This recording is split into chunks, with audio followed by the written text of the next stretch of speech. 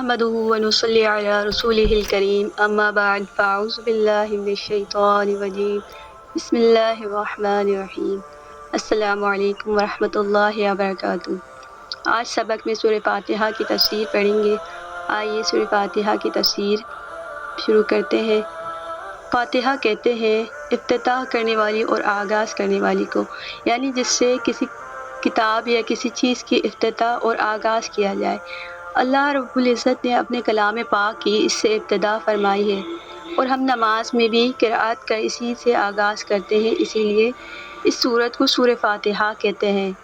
سورۃ الفاتحہ قرآن پاک کی بہت ہی عظیم سورت ہے۔ قرآن پاک میں اس سورت کی ایک خاص فضیلت ہے۔ اس سورت کے بہت سے نام حدیث میں آئے ہیں، جیسے کہ ام الکتاب، ام القرآن، سبع مثانی، قرآن عظیم۔ اللہ کے رسول صلی اللہ علیہ وسلم فرمایا الحمدللہ رب العالمین، یہی سورت ام الکتاب ہے، ام القرآن ہے، اور سبع مثانی ہے، اور قرآن عظیم ہے جو مجھے دیا گیا ہے۔ اسی طرح اس کا ایک دوسرا نام الحمد اور الصلاۃ بھی ہے۔ اللہ کے رسول صلی اللہ علیہ وسلم نے فرمایا کہ اللہ تعالیٰ فرماتے ہیں کہ میں نے صلاۃ کو یعنی سورہ فاتحہ کو اپنے اور اپنے بندے کے درمیان نصف نصف تقسیم کر دیا ہے۔ جب بندہ کہتا ہے الحمدللہ رب العالمین تو اللہ تعالیٰ فرماتے ہیں میرے بندے نے میری حمد بیان کی۔ یہ پوری حدیث ہے۔ تو سورہ فاتحہ کا نماز میں پڑھنا شرط ہے، اس حدیث سے یہ بات معلوم ہوئی۔ اور اس کا دوسرا نام واقعہ اور کافیہ بھی ہے۔ اسی طرح اس کا ایک نام شفا بھی ہے۔ اللہ کے رسول صلی اللہ علیہ وسلم فرمایا سورہ فاتحہ ہر زہر سے شفا ہے، اور اس کا ایک نام رقیہ بھی ہے۔ حضرت ابو سعید رضی اللہ عنہ نے جب سانپ کے کاٹے ہوئے شخص پر اس کو پڑھ کر دم کیا تو وہ اچھا ہو گیا تھا، تو اللہ کے رسول صلی اللہ علیہ وسلم نے پھر ان سے فرمایا کہ تمہیں یہ کس طرح معلوم ہوا کہ یہ سورت رقیہ بھی ہے، یعنی پڑھ کر پھونکنے والی سورت بھی ہے۔ اسی طرح ابن عباس رضی اللہ عنہ اسے اساس القرآن کہتے تھے۔ یہ سورہ مبارکہ اللہ کے نبی صلی اللہ علیہ وسلم پر نبوت کے ابتدائی دور میں نازل ہوئی، بلکہ معتبر روایات سے تو یہ معلوم ہوتا ہے کہ پہلی سورت جو اللہ کے نبی صلی اللہ علیہ وسلم پر نازل ہوئی وہ سورہ فاتحہ ہے۔ اس سے پہلے صرف چند آیات نازل ہوئی تھی، پوری سورت کوئی بھی اس سے پہلے نازل نہیں ہوئی۔ یہ سورت مدنی سورت ہے، اور اس کے بارے میں ایک قول یہ بھی ہے کہ یہ سورت 2 مرتبہ نازل ہوئی ہے، ایک مرتبہ مکہ میں اور دوسرا مدینہ شریف میں، لیکن پہلا قول زیادہ درست معلوم ہوتا ہے کہ یہ سورت مدنی سورت ہے۔ سورہ فاتحہ قرآن پاک کی بہت ہی عظیم سورت ہے۔ پھر آپ صلی اللہ علیہ وسلم نے فرمایا مسجد سے نکلنے سے پہلے قرآن کی سب سے بڑی سورت میں تمہیں کیوں نہ سکھلا دوں۔ پھر حضرت ابو سعید رضی اللہ عنہ کہتے ہیں کہ حضور صلی اللہ علیہ وسلم نے میرا ہاتھ پکڑ لیا، اور جب ہم مسجد سے باہر نکلنے لگے تو میں نے عرض کیا یا رسول اللہ صلی اللہ علیہ وسلم، آپ نے ابھی فرمایا تھا کہ مسجد سے باہر نکلنے سے پہلے مجھے قرآن کی سب سے بڑی سورت بتائیں گے۔ آپ صلی اللہ علیہ وسلم نے فرمایا کہ ہاں، وہ سورت الحمدللہ رب العالمین ہے۔ یہی وہ 7 آیات ہیں جو ہر نماز میں بار بار پڑھی جاتی ہیں، اور یہی وہ قرآن عظیم ہے جو مجھے دیا گیا ہے۔ آئیے سورہ فاتحہ کی تفسیر پڑھتے ہیں۔ اعوذ باللہ من الشیطان الرجیم، بسم اللہ الرحمن الرحیم۔ الحمدللہ، سب تعریفیں اللہ ہی کے لیے ہے۔ الحمدللہ، یہ حمد کا کلمہ ہے، اللہ کی ثنا کا کلمہ ہے، اور یہ کلمہ شکر بھی ہے۔ امام ابن جریر رحمہ اللہ فرماتے ہیں کہ الحمدللہ کے معنی ہیں صرف اللہ تعالیٰ کا شکر ہے، اس کے سوا کوئی اس کے لائق نہیں، خواہ مخلوقات میں سے وہ کوئی بھی ہو۔ اس وجہ سے کہ تمام نعمتیں جنہیں ہم گن بھی نہیں سکتے، اس مالک کے سوا اور کوئی اس کی تعداد کو بھی نہیں جانتا، اسی کی طرف سے ہے۔ اسی نے اپنی اطاعت کرنے کے تمام اسباب ہمیں عطا فرمائے، اسی نے فرائض پورے کرنے کے لیے تمام جسمانی نعمتیں ہمیں بخشیں، پھر دنیا کی بے شمار نعمتیں اور زندگی کی تمام ضروریات ہمارے کسی حق کے بغیر بن مانگے بخشیں۔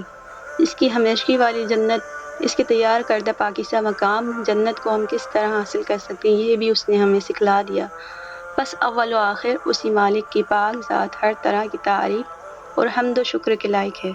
حضرت عمر رضی اللہ عنہ نے ایک مرتبہ فرمایا کہ سبحان اللہ اور لا الہ الا اللہ، اور بعض روایتوں میں یہ بھی آتا ہے کہ اللہ اکبر کو تو ہم جانتے ہیں، لیکن یہ الحمدللہ کا کیا مطلب ہے؟ حضرت علی رضی اللہ عنہ نے جواب دیا کہ اس کلمے کو اللہ تعالیٰ نے اپنے لیے پسند فرما لیا ہے، اور بعض روایت میں یہ آتا ہے کہ اس کا کہنا اللہ کو بھلا لگتا ہے، اللہ کو پسند آتا ہے۔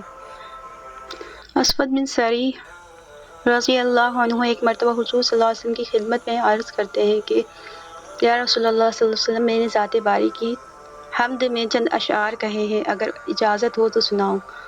تو اللہ کے رسول صلی اللہ علیہ وسلم فرماتے ہیں کہ اللہ تعالیٰ کو اپنی حمد بہت پسند ہے۔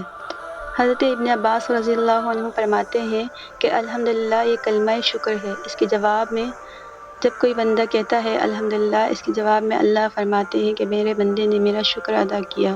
اسی طرح ایک حدیث میں آتا ہے کہ جب تم الحمدللہ رب العالمین کہہ لو گے تو تم اللہ تعالیٰ کا شکریہ ادا کر لو گے، اب تمہیں اللہ برکت دے گا۔ ابن ماجہ کی ایک حدیث ہے کہ جس بندے کو اللہ تعالیٰ نے کوئی بھی نعمت دی اور اس پر وہ الحمدللہ کہہ دے تو دی ہوئی نعمت لی ہوئی سے افضل ہوگی۔ اللہ کے رسول صلی اللہ علیہ وسلم نے فرمایا اگر میری امت میں سے کسی کو اللہ تعالیٰ تمام دنیا دے دے اور وہ الحمدللہ کہے تو یہ کلمہ ساری دنیا سے افضل ہوگا۔ امام قرطبی فرماتے ہیں کہ مطلب یہ ہے ساری دنیا دے دینا اتنی نعمت نہیں جتنی الحمدللہ کہنے کی توفیق دینا ہے، اس لیے کہ دنیا تو فانی ہے اور اس کلمے کا ثواب باقی رہتا ہے۔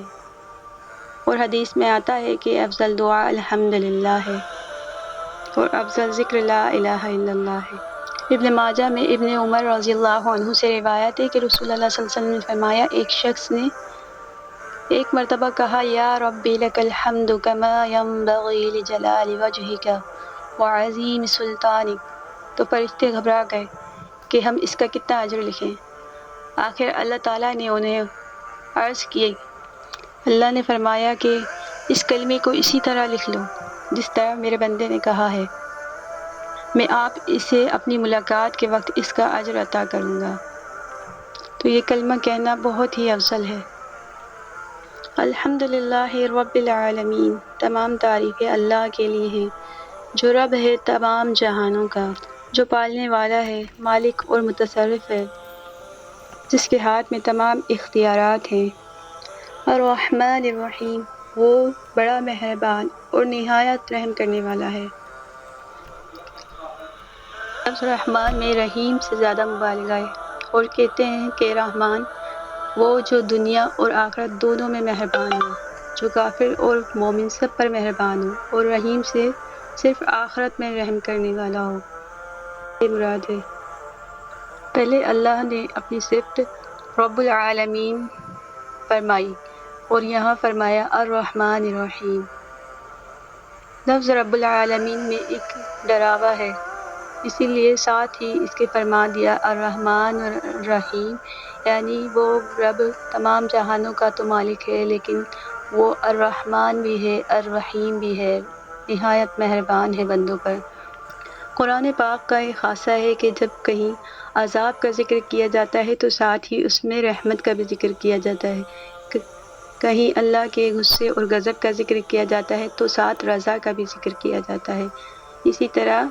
اسی لیے یہ پہلے رب العالمین ذکر کیا، پھر اللہ نے الرحمن الرحیم ذکر کیا تاکہ یہ خوف کے بعد امید انسان کے دل میں پیدا ہو جائے۔ حضرت ابو ہریرہ رضی اللہ عنہ سے مروی ہے کہ رسول اللہ صلی اللہ علیہ وسلم نے فرمایا اگر ایماندار اللہ کے غضب اور غصے کو اور اس کے سخت عذابوں سے پورا واقف ہوتا تو اس کے دل میں جنت کی طمع بھی ہٹ جاتی، یعنی وہ اگر اللہ کے عذاب کو جان لیتا تو جنت کی امید ہی نہیں کرتا اپنے اعمال کے سبب، اور اگر کافر اللہ کی نعمتوں اس کی رحمتوں کو جان لے تو کبھی اللہ کی رحمت سے نا امید اور مایوس نہ ہو، یعنی اللہ کی رحمت بھی بہت ہے اور اللہ کا عذاب بھی بہت سخت ہے۔ مالک یوم الدین، وہ مالک ہے بدلے کے دن کا، جس دن تمام بھلے اور برے اعمال انسان کے سامنے رکھ دیے جائیں گے۔ انسان کا ذرا برابر عمل بھی اللہ سے مخفی نہیں رہے گا، جو انسان نے اچھا یا برا کیا ہوگا سب اس کے سامنے ایک کتاب کی صورت میں رکھ دیا جائے گا۔ مالک یوم الدین، وہ مالک ہے بدلے کے دن کا۔ لفظ مالک ملک سے ماخوذ ہے، جیسے کہ قرآن پاک میں آتا ہے لمن الملک اليوم، آج کس کی بادشاہت ہے۔ صرف اللہ غلبے والے کی۔ اور فرمایا آج ملک رحمان ہی کا ہے، آج کا دن کافروں پر بڑا سخت ہے۔ اور اللہ تعالیٰ یہ جو فرماتے ہیں کہ مالک یوم الدین، وہ مالک ہے جو روز جزا کا، تو اس کا یہ مطلب نہیں کہ قیامت کے روز کا یہ اللہ مالک ہے، اس آج کے دن کا دنیا کا مالک نہیں ہے، کیونکہ اللہ رب العالمین نے پہلے اپنی صفت رب العالمین کہ وہ رب العالمین بھی ہے، قیامت کی تخصیص اس وجہ سے کہ اس دن ملکیت کا کوئی دعوے دار نہیں ہوگا اللہ کے ساتھ۔ اس دن کوئی نہیں کہے گا کہ آج میں مالک ہوں، آج میں بادشاہ ہوں، آج میں بولوں گا۔ اس دن سب آواز اللہ کے سامنے پست ہو جائے گی، بلکہ لوگ اس حقیقی مالک کی اجازت کے بغیر لب تک نہیں لا سکیں گے، جیسے کہ فرمایا جس دن روح القدس اور فرشتے سب باندھ کر کھڑے ہوں گے تو کوئی بول نہ سکے گا مگر جسے اللہ رحمان اجازت دے۔ اور دوسری جگہ ارشاد وخشعت الاصوات للرحمن، آوازیں پست ہو جائیں گی رحمان کے سامنے تو تم بنبناہٹ کے سوا کچھ نہیں سنو گے۔ اور فرمایا قیامت جب آئے گی اس دن بغیر اللہ تعالیٰ کی اجازت کے کوئی نہیں بول سکتا، اس دن حقیقی بادشاہ صرف اللہ ہی ہوگا۔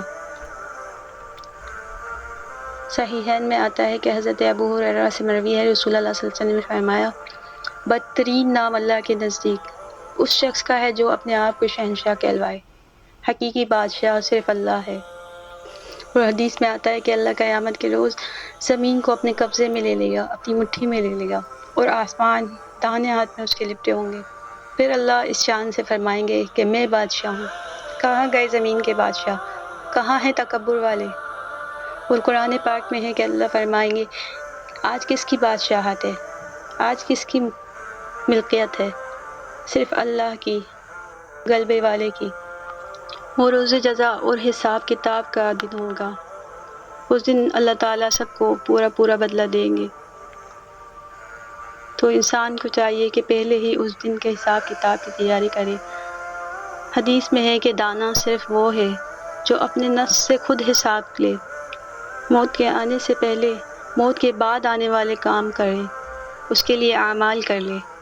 حضرت فاروق اعظم رضی اللہ عنہ کا قول ہے کہ تم خود اپنی جانوں کا حساب لو اس سے پہلے کہ تمہارا حساب لیا جائے، اور اپنے اعمال کو خود ہی وزن کر لو اس سے پہلے کہ وہ ترازوں میں رکھے جائیں، اور اس بڑی پیشی کے لیے تیار ہو جاؤ جب تم اللہ کے سامنے پیش کیے جاؤ گے، جس دن تمہارا کوئی عمل اس سے پوشیدہ نہ ہوگا۔ ایاک نعبد، ہم تیری ہی خاص عبادت کرتے ہیں، وایاک نستعین، اور صرف تجھ ہی سے مدد چاہتے ہیں۔ سلف صالحین کا فرمان ہے کہ سارے قرآن پاک کا راز سورۃ الفاتحہ میں ہے، اور پوری سورۃ الفاتحہ کا راز اس آیت میں ہے ایاک نعبد وایاک نستعین، اے ہمارے رب ہم تیری ہی عبادت کرتے ہیں، تجھ ہی سے مدد مانگتے ہیں۔ ایاک نعبد، ہم تیری عبادت کرتے ہیں، اس سے شرک سے بیزاری کا اعلان ہے، اور دوسرے جملے میں وایاک نستعین میں اپنی طاقتوں اور قوتوں کا بھی انکار ہے کہ ہم اپنی طاقت اور قوت پہ بھروسہ نہیں رکھتے۔ اللہ نے جیسے قرآن میں فرمایا ہے فاعبدہ، اسی کی عبادت کرو اور اسی پر بھروسہ رکھو۔